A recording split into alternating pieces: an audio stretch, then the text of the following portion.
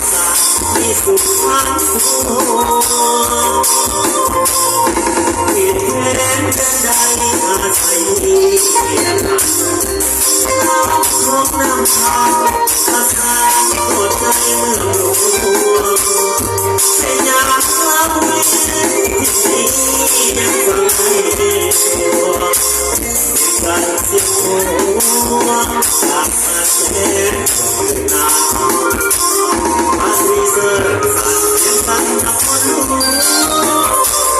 ม่ว่าอันตัวขอน้องมาสานาบนทางใจทั้งหมดชวนให้ใจไปฝัน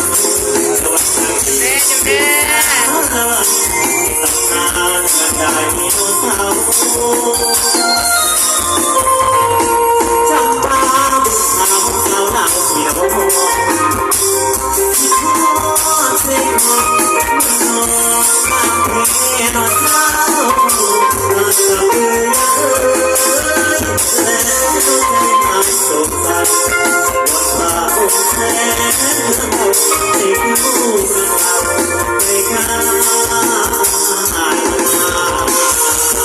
เราเสียวันเดียว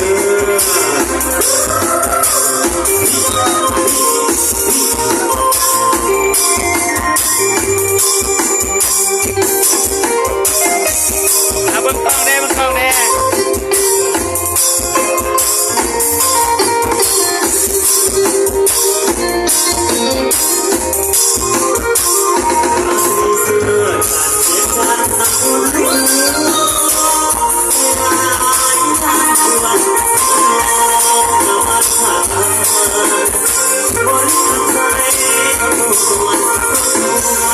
ใจไปฝัน